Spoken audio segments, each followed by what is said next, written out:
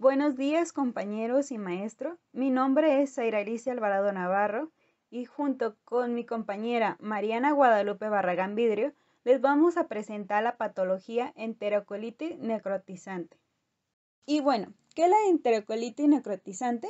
Se trata de una patología digestiva en los recién nacidos. Es la necrosis de la mucosa de la pared intestinal, que esto va a progresar a un estado inflamatorio, dañando así al intestino y que puede llegar a una perforación de este órgano. Su etiología no se conoce exactamente, pero se relaciona por diversos factores. Entre ellos está lo que es el nacimiento prematuro, la alimentación enteral por la leche de fórmula y por isquemia intestinal. Que bueno, a continuación mi compañera les explicará cómo es que influyen estos y otros factores en su fisiopatología. Bueno, compañeros, yo les voy a hablar sobre la fisiopatología. Para comenzar, debemos de tener en cuenta que esta patología no tiene como tal una razón específica por la cual se causa, sino que existen varios factores que hacen que los bebés puedan tener esta patología. Comenzamos con el cuadrito amarillo de mi esquema, en donde dice inmadurez intestinal. Tenemos la disminución de motilidad, la cual es una respuesta paradoja a la alimentación, ya que vemos que en esos bebés se tiene que suspender temporalmente la alimentación por vía enteral, lo que provoca precisamente la disminución de la motilidad y una distensión abdominal, lo cual a su vez favorece a que se pueda provocar una isquemia intestinal. Esto generará una capacidad limitada del colon para absorber el agua y electrolitos, lo cual viene siendo uno de los puntos que tenemos que tener en cuenta para la atención de esta patología. A su vez, esto provocará una serie de efectos, como le es una baja de acidez gástrica y de la actividad proteolítica, que como efecto hará que el IgA, que como bien sabemos son los anticuerpos que produce nuestro cuerpo para combatir bacterias, virus y toxinas, al disminuir estos anticuerpos hará más vulnerable al sistema del bebé para que le dé entrada a esta enfermedad. Y bueno, la limitada respuesta a la alimentación por todos estos procesos que está ocurriendo dentro de todo el sistema que el bebé padece. Bueno, y continuando con los otros factores del lado derecho, en factores de esquema intestinal, encontramos la asfixia y shock que pueden causar un enfriamiento, por así llamarlo, en el cuerpo del bebé, en todo su sistema, que puede provocar la precisa isquemia intestinal por la vasoconstricción existente. El ducto arterioso con robo diastólico disminuye el flujo de territorio postductal.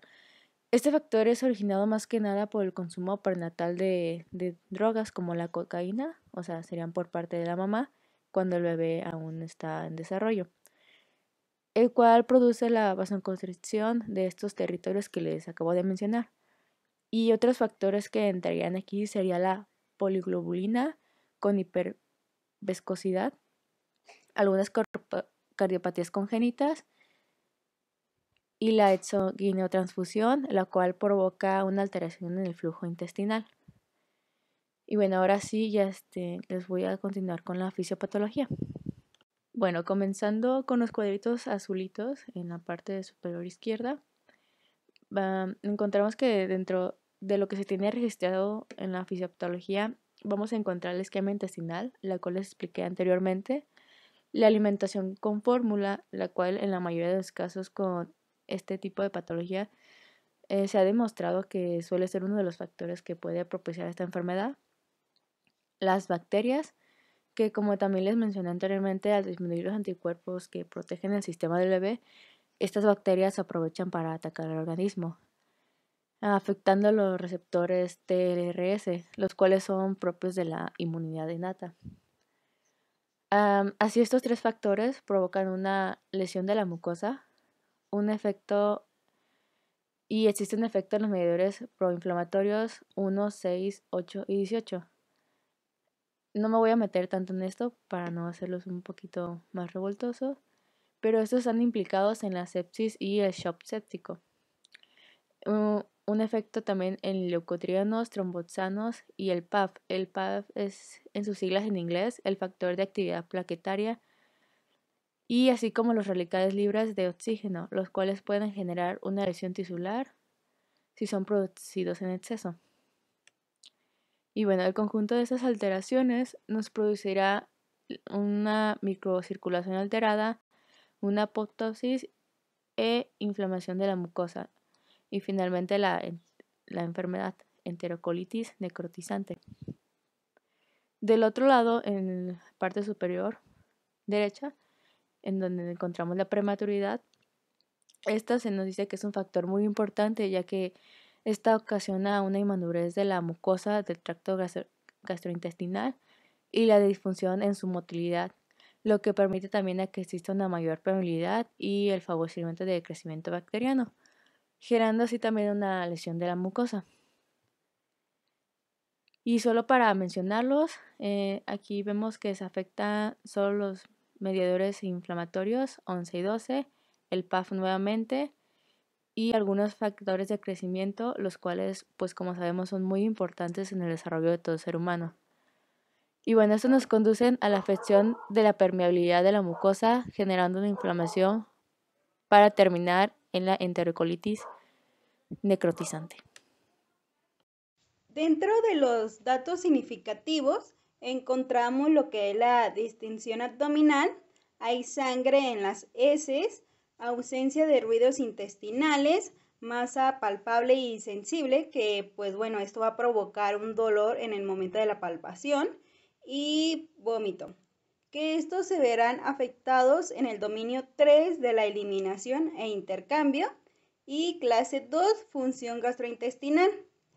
Otros son apnea, frecuencia respiratoria menor y bradicardia, que estos se verán afectados en el dominio 4, actividad y reposo, en la clase 4 de respuesta cardiovascular y pulmonares. También se encuentra la inestabilidad térmica, que esto es un cambio de la temperatura corporal que está inestable, y un llenado capilar alargado e impotensión. También se verá afectado en el dominio 11 de seguridad y protección, en la clase 6, que es la de termorregulación. En los estudios diagnósticos tenemos como primer lugar la valoración de las manifestaciones clínicas por medio de los estadios de enterocolitis necrotizante de Bell. Esta es una tabla que nos permitirá evaluar el grado de severidad de la enterocolitis con estadios que son 1A y B como sospecha, 2A igual a leve, 2B igual a moderado, 3A igual a severa, pero con intestino intacto, y 3B definitivo severo con intestino perforado.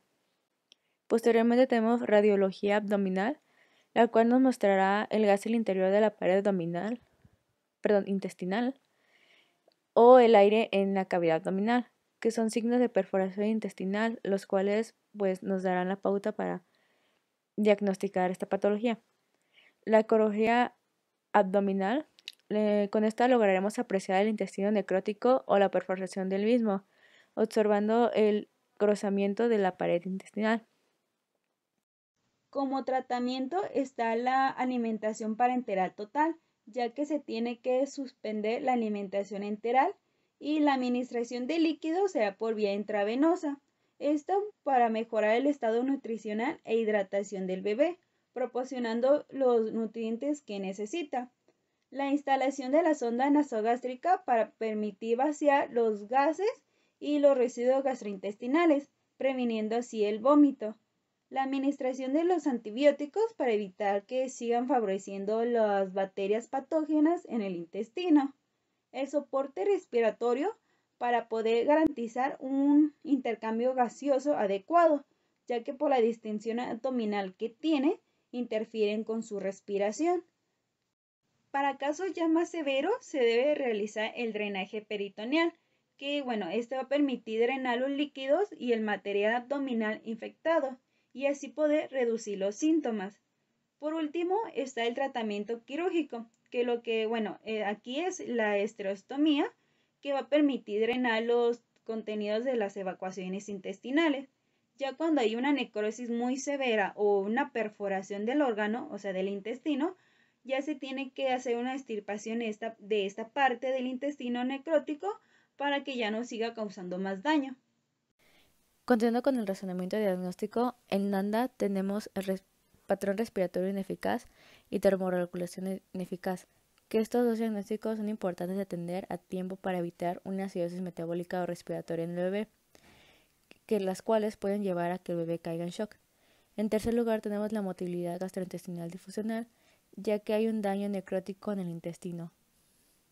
Como indicadores tenemos la temperatura corporal, que esta va a ser para mejorar la inestabilidad térmica, frecuencia respiratoria para prevenir una acidosis respiratoria, patrón de eliminación, sangre en las heces y la distinción abdominal, que estos tres serán manejados para ayudar a la motilidad gastrointestinal. Continuando con las actividades NIC, tenemos en primer lugar mantener la permeabilidad de las vías aéreas. En segundo, administrar oxígeno suplementario según las órdenes. Esto debido a que, como vimos en el tratamiento, esta es una de las acciones principales que se debe tomar. Posteriormente, colocamos al recién nacido en una incubadora o calentador si es necesario hasta que se estabilice su temperatura. Monitorizamos el patrón respiratorio e insertamos la sonda por el orificio nasal y continuamos por la base de la fosa nasal hasta la faringe posterior. Como 6 es inyectar el catete central de acceso intravenoso periférico, esto para la administración de la alimentación parenteral total. Y 7, comprobar que esta solución de la alimentación parenteral total se haya incluido todos los nutrientes, así como los líquidos que necesiten recién nacido. Estas son nuestra fuente de información. Cualquier duda, con gusto se la respondemos. Muchas gracias por su atención.